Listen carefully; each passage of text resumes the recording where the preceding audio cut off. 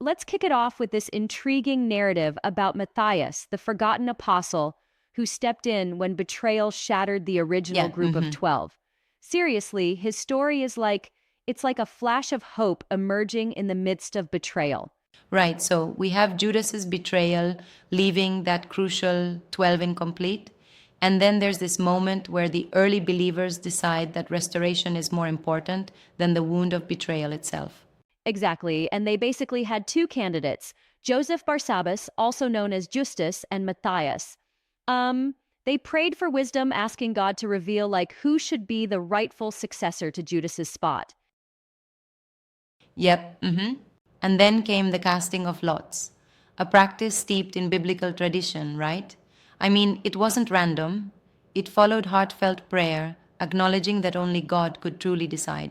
Right, it's almost as if they removed any human bias from the process, entrusting the decision to divine sovereignty. The lot, as they say, fell on Matthias, marking him as one of the 11 apostles. I love how this simple act of casting lots not only chose Matthias but also conveyed a broader message, restoration in the wake of betrayal, and that even the background faithful have immense value. Absolutely. And what's especially cool is that Matthias had been with Jesus from the very beginning, from his baptism by John at the Jordan River to witnessing the miracles and teachings in Galilee. His silent, steadfast presence was essential, even if his name only appears once in Scripture. Now, here's something I've always found interesting.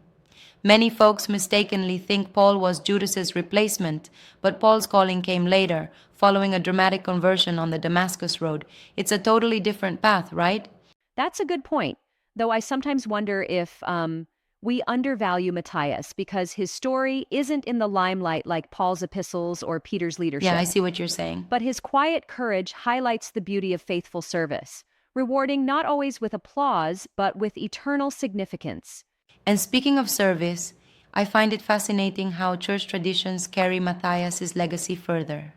I mean, he's depicted holding an axe or sword, symbolizing his martyrdom and the battles he fought spreading the gospel. Right, and his story goes on to inspire various communities, with feast days on different dates across traditions, and even serving as a patron for diverse groups like carpenters and those overcoming Yep. hardships.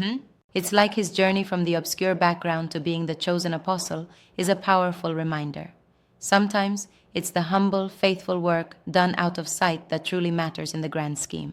Exactly. The lesson here is that each act of devotion counts, whether it's in the public eye or quietly in the background. And his story even extends into creative teaching methods for kids with crafts, dramas, and role playing. Right, yes. That makes his narrative super versatile and accessible. So, in essence, Matthias challenges our modern obsession with constant recognition. His legacy tells us that steadfast faith, even if unnoticed, is valued by God. Precisely. And this underscores a timeless message. Trust in God's sovereign decisions, be faithful in every step, and know that every loyal, even unseen contribution carries eternal Yep, weight. absolutely. That's a wrap on a pretty compelling story, don't you think? Yeah, it really is. It's like a striking reminder that sometimes the ones who do the right thing quietly shape history more than we ever realize.